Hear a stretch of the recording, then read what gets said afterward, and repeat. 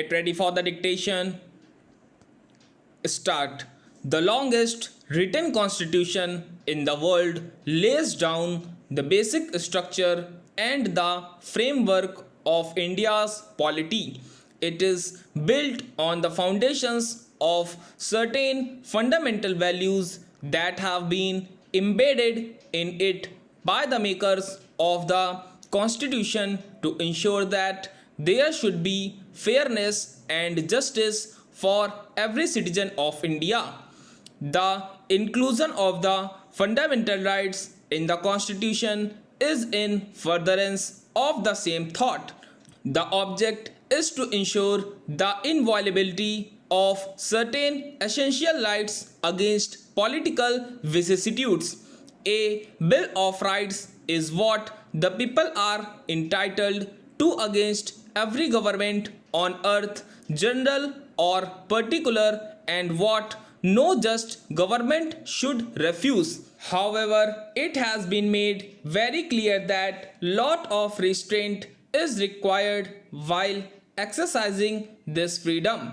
The absolute freedom is an illusion and cannot survive alone. The fundamental rights need to be paired with fundamental duties to offset the increasing tendencies of indifferences towards the business of the government amongst its citizens and to check Fissiparous growth. 42nd Amendment Act 1976 introduced the concept of fundamental duties by adding Part 4A consisting of the sole Article 51A that the Constitution ought to be amenable to change to allow for emerging needs was always recognized. This year, the government is laying more emphasis on creating awareness on 11 fundamental duties as part of celebration of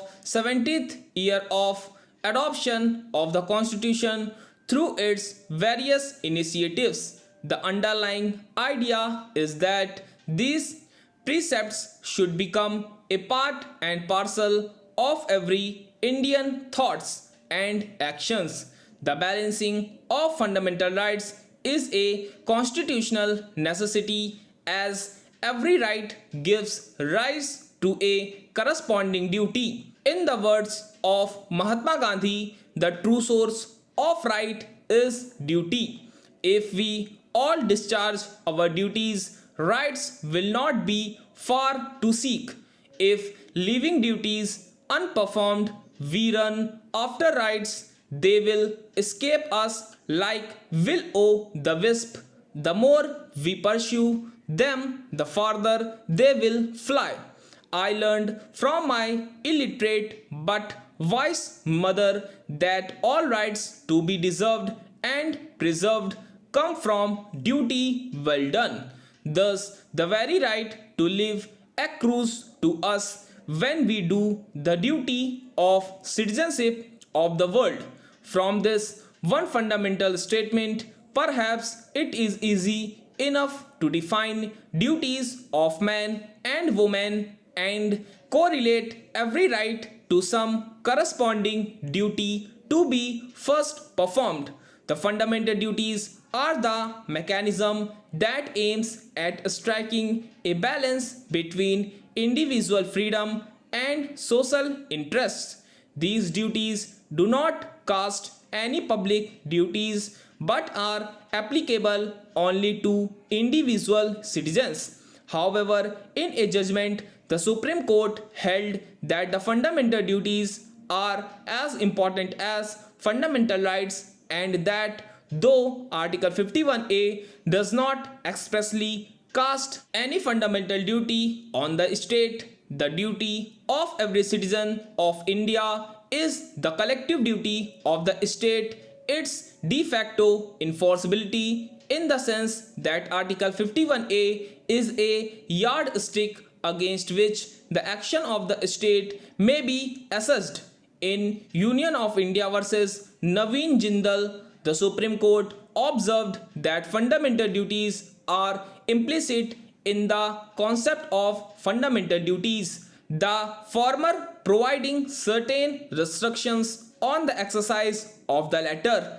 In Shyam Narayan Chokshi versus UOI, the Supreme Court stated that Article 51A enjoins a duty on every citizen of India, the duty to respect idols and institutions, including the national flag and national anthem.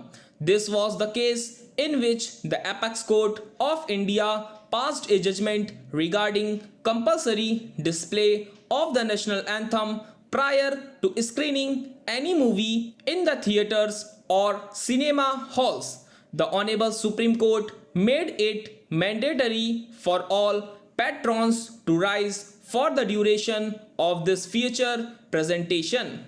Through this case, the court intended to bring in standardization in the way people portrayed their love for the country and provided set actions and procedures to fulfill the underlying idea of Article 51A of the Indian Constitution.